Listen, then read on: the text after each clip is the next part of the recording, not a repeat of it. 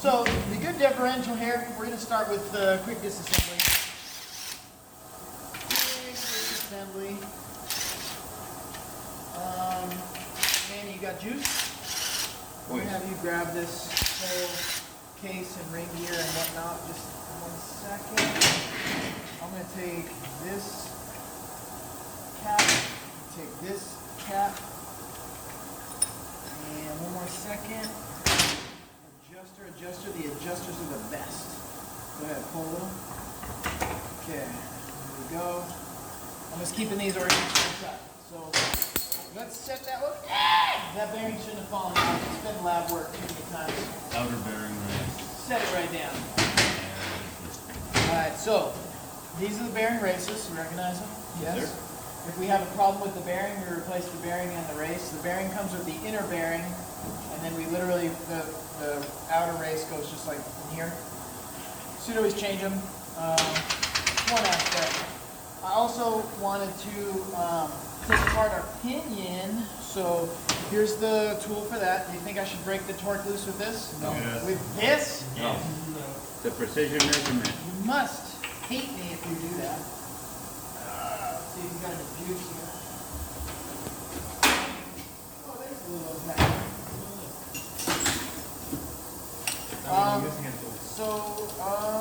What you got for me? You got anything better? Got the air gun? We are definitely going to need to use hand tools on this job. But yeah, you can just blast the thing off. Remember how we did that Mustang? We made a little mark before we did our work? Yeah. Oh, I'm missing a copper bar. Oh, it's further down.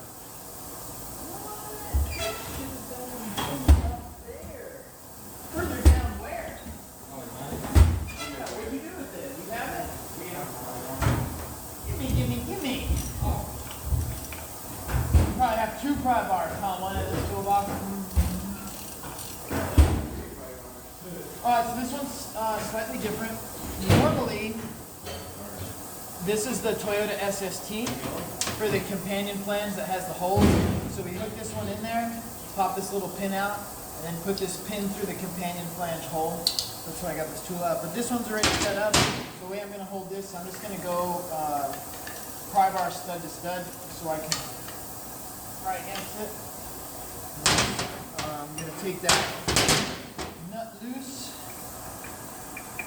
So, again, if you were doing this in the car, you'd want to scribe the nut to the pinion. So that way if you take it apart and you replace, let's say, the pinion seal, right, like the Mustang, then you go ahead and put the nut back on and set it to the exact point that it was. Now, of course, using the best of the best safety measures, I'm going to dry that out. You going to catch? You going to deliver this baby? Yes, sir. It is like a baby. It is. It's a lot like a baby delivery. This is kind of big. Let's see. You got 4 now. I only have 2, Regal. Well, you're going to have 3 now. Okay. Need a bigger hammer. That ain't going to cut it. You guys didn't cut it. that BB hammer. That's do it, my weight.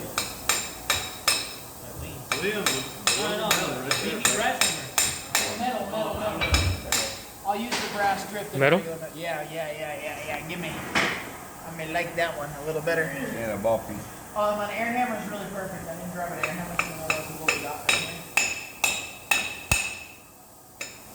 Look at that baby. Oh, one more. So the reason that it's kind of hard to get out is There she is. the race is sort of going to be like press fit. So we're actually unseating the race. Now I'm going to catch all this stuff exactly where it is.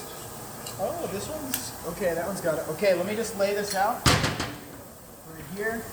Let's take this. The baby. Here is the baby. This is your pinion. Pinion is this entire assembly. Crush sleeve. This pinion bearing, to get this off, what do you think? Hydraulic press. Okay, we get the gear splitter. We're not going to actually pull it, but I want to tell you how. Might be able to get it off with that janky thing. But we get a gear splitter like this, probably a little bigger.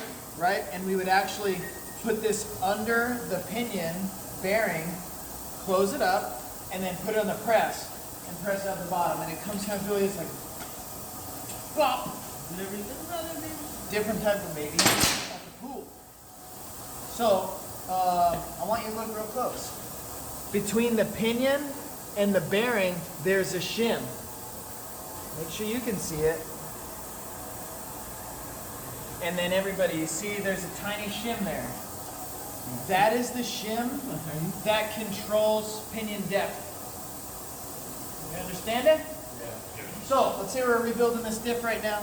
You pull that bearing off, it would trash the bearing. The bearing would be junk. We'd have to get a new bearing. You agree? Yes. You understand why we can't do that in the lab? Because every single group of 12 would need 12 new bearings over and over and over and over and over.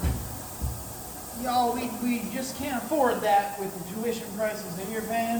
It seems like a lot to you, but really, if you look around, it's actually a pretty good deal. So, we would pull the bearing. We take that shim, and we transfer that old shim onto the new pinion. Yeah? Yes. Mainly, that shim is to account for this housing, this whole carrier. So, this carrier has a machine bore into it, and then there's 4 assembly lines these go in. Each carrier off of the assembly line could be a little bit different. Armando mentioned, hey, what if it's end of life on the tooling bits? The bits start off really new and big, and then by the time they're kind of worn, all these are going to be a little different. So we have to have a shim to set the pinion depth perfectly, and this happens to be the shim that they measured at the factory that makes it perfect. So if we're just changing ring and pinion or bearings, this shim should still be perfect, right? Yes. When would we have to get a different shim? Different pinion? Different housing. Hopefully not on the pinion. Sometimes a pinion that's reworked will actually come with some numbers on there to have you do math on a different size shim. But hopefully not. It'd be if we change the housing. So if you get a bare housing, you got a lot of work ahead of yourself. So here we go. Boom. Look at that. I put the new bearing on. Wink, wink. In theory. Okay. And then we would drive a race in on this side, and we drive a race in on this side. See that race? Beautiful. It's beautiful. Really good job theoretically doing that. So we've already set the pinion depth by putting the shim in. Now we're going to put the pinion in. Okay? And actually we need the crush sleeve on that side. I might be able to get it on this side. Yeah, I can put it either way. But remember this crush sleeve? Let me show you a little bit better. Crush sleeve goes like that. So you can see what the crush sleeves, actually it's going to be a little hard to get this bearing all the way down into place, but picture that bearing all the way against the crush sleeve. The crush sleeve is going to kind of control how close the bearings are to each other. You follow me?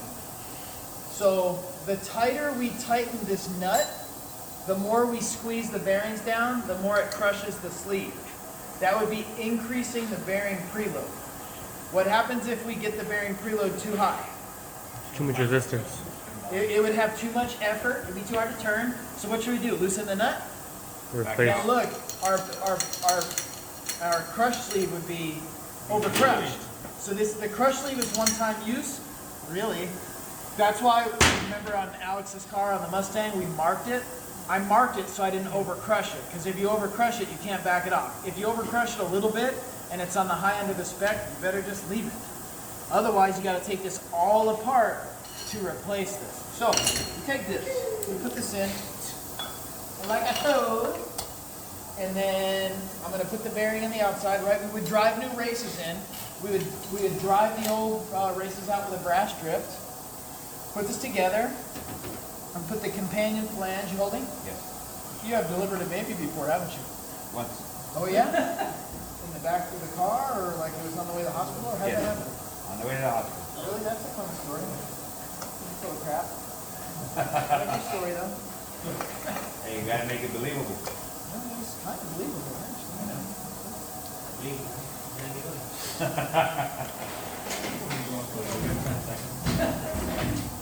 Companion flange, see better days. This one right? Yeah. To get it to seat, it could take a little bit of love. Pause it. We're gonna seat it. bang bang a little. Very good. Now we install them in the. Hey, you better shut up in the back row.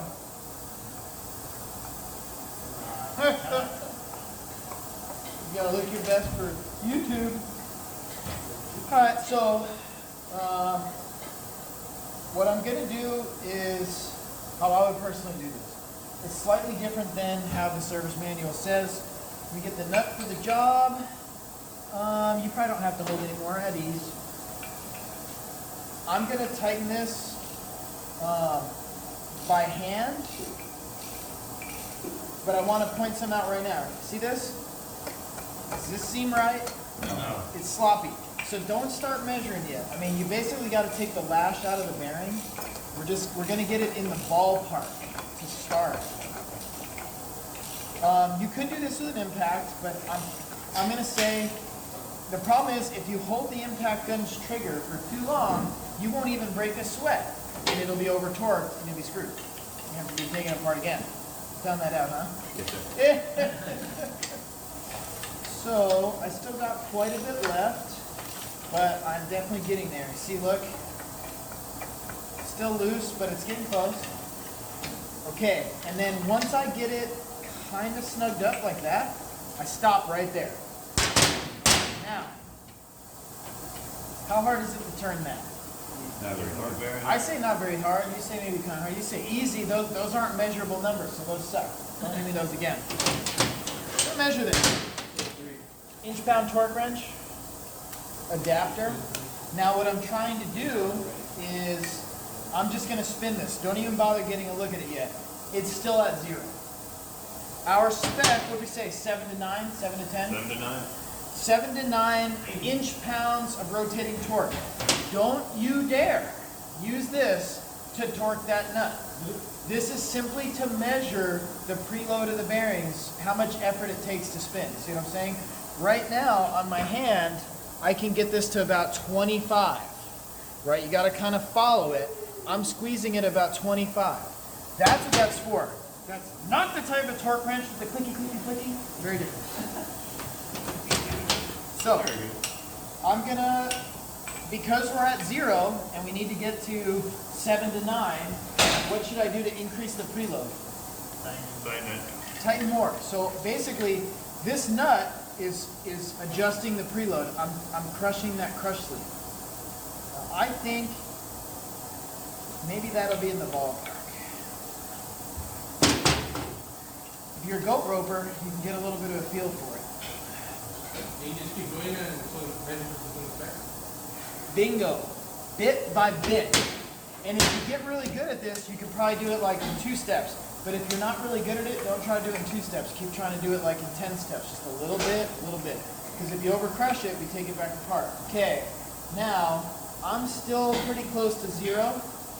But I definitely felt a little different, so I know I'm getting closer. And you literally do this. However many times it takes is how long it takes. Because labor time on a differential build is a little high. It needs to be. We'll go a little bit more.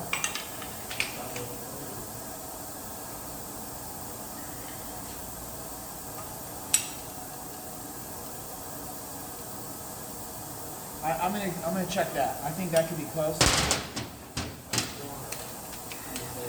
Okay, so I'm actually right at about 7, 5, 10, 15, 20, 25, 5, 10. Yeah, we're good. We're right in there. Like probably 8. We're at about 8. If you want, I'm gonna spin it around for you. Okay, so as I turn, and you'll notice I'm specifically not gonna hit the vise. I'm not holding here, because if I'm holding here, that's adding, right? You see, like right now, we're up at 25. That's because the friction on my fingers. So I'm just gonna turn just this, and you notice it's at like the second mark. Yes. Second mark's like 10, so we're like 8, 9, 10. We're right in that ballpark. Let's call it 9. Okay, let's call it 9. Pinion preload is 9 inch-pounds. See? Yes. Very good. That means don't screw with that nut again because you just set the preload, so leave it alone. I'll loosen it back up. Next step, we're gonna take this bad boy and we're gonna get ready to hang it in there. Man, you ready? Yes, sir. Okay, so we're gonna catch, and we're gonna align it. And if you hold it a little, I gotta get these adjusters sort of started. There's a couple different ways to do this job, but I'm gonna start them like that, and then I'm gonna get the cap roughly in place. But the thing is, there's a little bit of a trick here, and most differentials have shims. So what I'm gonna show you is true for this adjuster, but it would be different if it was a shim type. But I gotta kind of land the adjuster where it's supposed to be, which can be sometimes a little difficult. If I at least get it started. Okay. And Angel, just take a second, so we'll pause the video for a minute. Alright, so these are started pretty well. Here's what I'm trying to do. See how this adjuster turns?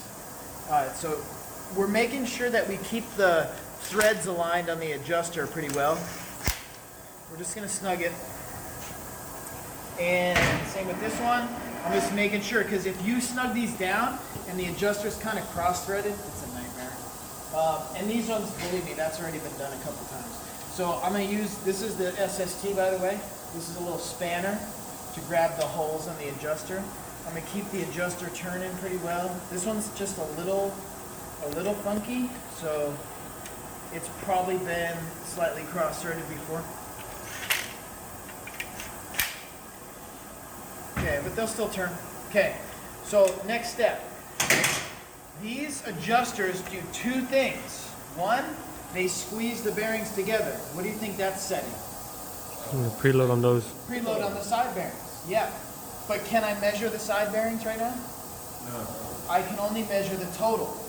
So think of this as algebra, except less worthless. If pinion plus side bearing equals total, and I know pinion because we set that first, and then I know total, can't I determine side bearing? Yeah. That's why it's 7 to 9, and we're at 9, plus an additional 6, is that what we came up with? One additional 6? You're gonna be looking for 15. 15 total. And that way I know the side bearings will be good. Here's the problem that newbies do wrong, including me when I was a newbie. See right here? There's no backlash, which means these gears are already clashed together. So my readings will be all messed up. So how would I add looseness from the ring gear to the pinion if the pinion's on the center line? Where should the ring gear go? To the left. Away. Away. Hey, this is my left. Yeah, Away is better. So if we bring the ring gear can go left to right. The pinion's done. The pinion's, we can't move the pinion. So if we could move the pinion like this, it would actually change the backlash. But that's not how we do it. We need to either move the ring gear this way, which would be like this, right? Bring it close. That's tightening it, and this is already too tight.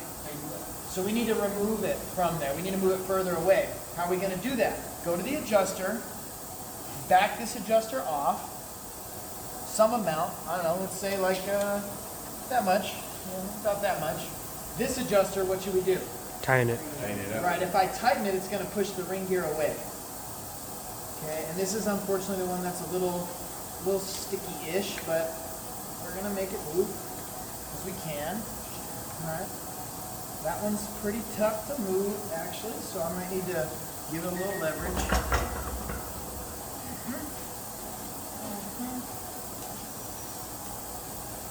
Ooh. Oh no, it's going to be kind of a pain in the butt. Alright, so I'm going to cheat. No, I really don't want to do this, but I'm going to just loosen this a hair. I'm trying to make up for the fact that the threads are probably slightly damaged. If this was a customer's car, we'd have to fix it. For your own understanding, see now I'm able to get it to move a little, but it's pretty stuck at that point. Let's check again our backlash here. I still got something there. Kind of funny. Yeah. You know what? Go ahead and pause. Let me try to clean these threads up. Alright, so after a lot of TLC, this thing is now actually moving, although not real easy. We'll be able to do it. So the next step, we need to maintain backlash. So check this out. You hear the clunky clunky? Now the gears aren't pressed against each other. So while you're trying to do this, you need to maintain the backlash. Some amount, anyway. Now, do you want to set backlash or preload? Some people actually set backlash first, but I personally don't. I set preload first. Which one? Preload it is. Very good. Thank you for all your participation. Now, I'm going to turn this. In fact, I'm just going to keep it like this so you guys can see what I'm really adjusting more so the measurement. So look, I'm at my 9 number. We want to add preload, right? How could I add preload? Timing adjusters. That changes backlash. Preload, if I turn this, I'm gonna reference something and I'm gonna turn it an amount. Let's say like what I would consider one hole to this one. Oh, that one's a little tough too. One hole. That was, actually I need to go just a hair more. Yeah, that's what I'm trying. You got any? Alright. If you do, come on over. Okay. So, now I'm going to recheck a little bit of time. Okay, I'm seeing maybe like 12. So we need a little bit more, right? Yep. Okay, she's straight from Mexico, man. Is that right? Was what? Leche de chiva or what? Okay, a little tighter, a little tighter. You understand, I'm tightening both of these. So, as I get there, oh yeah, I'm showing, let's see, 15, 16. So we're right there. I don't want to add any more. Now, if I added too much, how would I lower it? So if I had 9 pinion and now I have 15 total, how tight or how much preload are my side bearings alone? 6. 6, and that's good. That's right where we want to be. But what if I overdid it? What would I do? You could loosen the I could adjusters. just loosen it. Yeah, it's that easy. These are beautiful. Now, if this was shims and you wanted to tighten preload, you'd have to add shim thickness or take shim thickness away, which means you're install and remove and install and remove. But the concept is the same. Now, I've got the pinion preload set. Now I need to check backlash. Now, I didn't say backrash. I said backlash. All right, Mr. Kelly, the shims, you would adjust them from one side to the other side, right? Okay, first I want to explain with the adjusters and then I'll transfer how you do that to shims. Okay, let me think about how I want to have this. I'm going to go for right here. If I got any juice, which I don't, loosen a little. Okay, and I'm going to get our measurement to be, I'm going to try to get it so where the camera can see it pretty well. Hopefully maybe like right about there.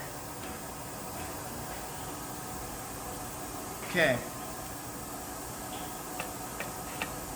Can anybody tell me what the numbers are as is? A lot. Probably zero it out. Probably looking at like 50 thousandths. Yeah. Right around 50 thousandths. Who knows the spec? You guys remember? 7 to 10 or something. You want to make it up? 7 to 10 and 6 additional. I'm talking about for the backlash now. Oh. Make the backlash 7 to 10, fair? Yeah. How can I tighten the backlash? Oh. I gotta move the ring gear towards the pinion. But however much I tighten this one, I have to loosen this one the Keep the same. preload. Why? Keep the preload. Exactly. So if I tighten this one up and don't loosen this one, I just blew the too much preload out. preload. So if you want to chase your tail all day, go ahead and do it. Okay, so that was a lot. So what I'm going to do, I'm going to move, actually it's really cool with 2 SSTs, you just move them together in the exact same way. But what I'm going to do is just count the holes, and then I'll double check our preload.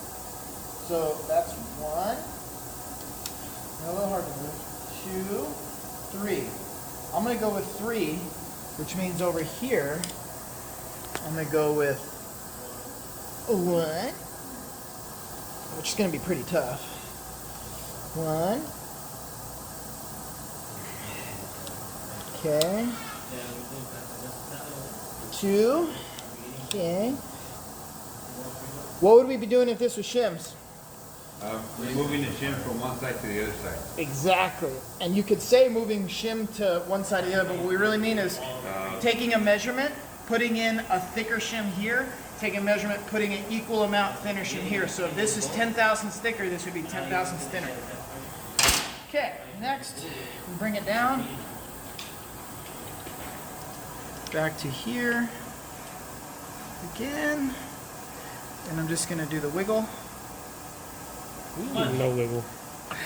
Wait. Still quite a bit of wiggle. And it's a little hard to get the dial indicator not to move on you. But there's still a lot of wiggle. Yeah, there's still way too much. So I'm going to try to get some more. Why don't you cut for a second? Alright, so I did a little fast forward adjustment. Yeah, shut up over there. You want me to be polite? I can't do that. So I did a little fast forward adjustment. You know what I got to do though? I actually have to move this. I had it kind of bump in the ring gear, so I got to be really careful about that. And we're going to try to get it as straight in as we can. Okay, can you guys tell what that number is? 0 to 7. 6. Yeah, 5, 6. So I actually overshot it. If I overshot it, now what do I do? Back it out. Play back. Alright, but you know what? On the adjusters, that's not such a bad thing. That last one I did 3 holes and 3 holes. So I'll probably just go like 1. Okay? Which way am I moving it now? Now it's too tight. Away. So I gotta push this one in and unscrew this one, same amounts. Might as well Then you're going to do 1. 1 hole in this case. So just gonna go with like 1, and that might even give us too much.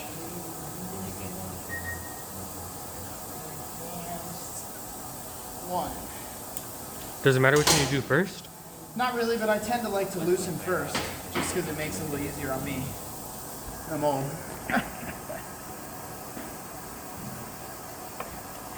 Look at that! Totally overshot. Look at that. Now it's at 18. So it's even less than 1 hole. It's a very small adjustment. So I just went from 5 to 18. So that would mean I need to bring it back like almost, yeah, like almost the whole hole. That makes sense. Oh, okay. So just like, let's say, Right there. yeah, we'll go with that.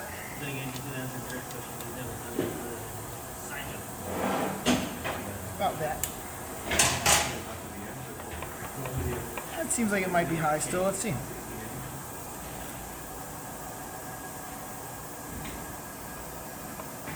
Whoops, I moved the dial indicator right there. Yeah, now we're about 12. I bring it back a little more, but we're shooting for like 7. There's a range, so you gotta keep your OCD in check. Okay. So you agree if it's still Too high, it's too loose. it's too loose, You gotta bring it which tighter. way now? Closer. A little closer.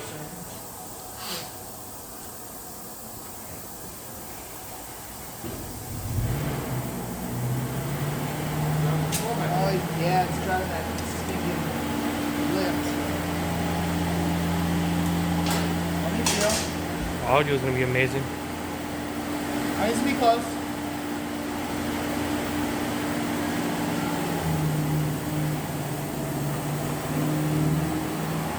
Yeah, it still looks a little high. Yeah, it's still a little high. One more shot. Good, he left. We're good. Okay. Loosen this one.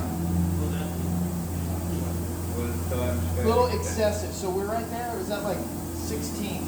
So I didn't do it now. Part of it, these things are, the threads are so hurt, it's a little tough to get an exact movement.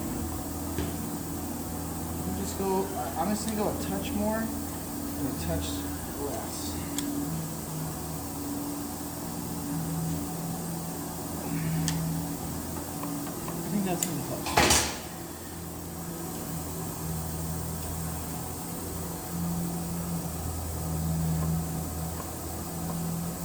Okay, I gotta try to zero us.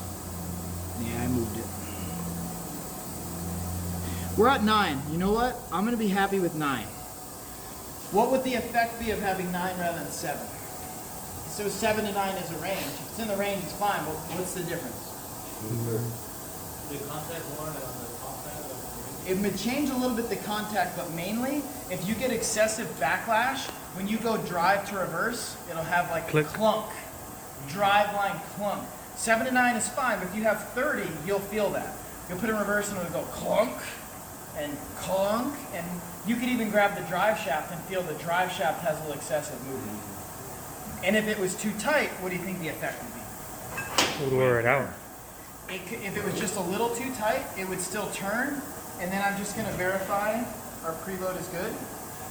So at this point, preload is set, backlash is set, there's one thing left. But if we had too tight, these gears, as they get hotter and expand, they would start to really interfere with each other, and we could kill this differential. Too tight, you kill the diff. Too loose, a little too loose, a little clunky. A lot too loose, you kill the diff. Keep that tight. Teeth. Alright, so let's pause. We're going to do a contact pattern. Alright, so we should really use gear marking compound. We clean this and we put yellow, probably. We got some white lithium grease, and you know, we can't burn through a ton of material all the time. So this is going to give us the concept, and obviously this is a lab vehicle, so it's not really quite as critical. We're looking for understanding. So I would do several points. The purpose for several points is to determine if there's runout on the ring gear or the case that the ring gear bolts to. Then when we do this, we take a pry bar and we're going to put some drag on it, and then I'm going to actually turn it. Not that much drag, I can't even move it. Then we're going to actually turn it in one direction several times. And I'm putting drag on it so that way it's going to actually wipe well.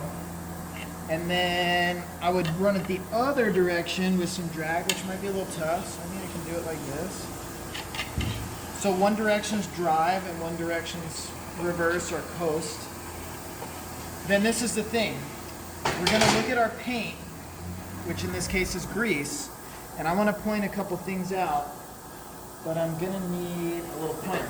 So it's harder to see with the grease, but what it looks like to me, it looks like the contact pattern is here. Who remembers that, heel or toe? That's toe. Heel. Look down at your feet. Actually on camera too. Your heel is here. Now here. Heel and toe. Heel and toe. So if we have heel wear, what I want you to do is to visualize, this is the pinion. If we are riding on the heel, can you tell the pinion's too shallow? Yes. We need to bring the pinion in towards the toe. Do you remember that shim in the very beginning? Yes. How could we bring it in more? In more. Bigger shim. Thicker shim, exactly. So if you look at it from this perspective, right from the top, remember there's the head of that pinion, and the head bumps into the shim. If we were to put a thicker shim, it'd move the head out this way, and that would engage deeper into the pattern. So the last step is to verify pinion depth, and our pinion depth is wrong. Now what? Now Gotta we take need it to all get out apart. again. Take it all apart. We're gonna end up pulling the pinion out. We're gonna put the gear splitter on it. We're gonna press it out. We're gonna wreck that bearing. So you know what you do if And you were another cross washer. yeah, another crush sleeve. And then you know what you would have to do if you were smarter? You'd take one of those bearings and you'd grind out the inner race so that way it wouldn't actually get stuck on the pinion, and you'd make it a setup bearing. And you'd use that bearing to set it up, verify the pinion depth, and then when you were sure it was good, then you take it all back apart one time only and put in your permanent bearing that's a press fit, and boom, boom, boom, and you keep the setup bearing if you work in a Driveline. Then you grind the old bearing, that way you can just slide it in up. Yeah, you open up the inner race so it slides on and off the pinion. You don't have to bring it to the press to swap the shim. Smart. You know what I mean? So that's your rundown on the diff. You understand every step is a little different and the outcome's a little different. Mainly we're doing the pattern to measure pinion depth. There's minor little adjustments you could do to backlash on that, but I prefer to do backlash just with the dial indicator. It's much easier. If we were to have a lot of backlash here, and let's say a different pattern here and a lot less backlash, what do you think? The warped. This, maybe the pinion, or maybe the ring gear is warped, or maybe the pinion is warped. But let's say that we were to take this ring gear off and we could put a dial indicator on the case, we could actually determine, is it the case, right? This is the case over here. The case could be warped or the actual ring gear could be warped, and that would all be just, you know, different placement of the dial indicator. I pulled the dial indicator off, so let me just loosen it and give you like the concept here. We could measure the actual ring gear like this. The case is harder to measure. That's why I said a lot of times you got to pull the ring gear off. Because how are you going to measure the case? It's like measuring the hub run out with the rotor still on it. It'd be too tough to do. So yeah, we don't care about this. We care about this, but there's a ring gear anyway. So you might be able to get something here, but it's not going to work out really well. So that's pretty much your diag. If you did have to pull a ring gear, you'd have to pull this whole carrier out and you'd unbolt it. And a lot of times you have to put it in the oven to separate it. Oven. Yeah, you bring it right in home, be like, Mom, get out of the way, I gotta put this whole gear train in the oven, it's gonna smell the whole house up like gear oil, but I don't care, Mom. They have a specialty oven at work. What about No, you've done that. put it in the freezer?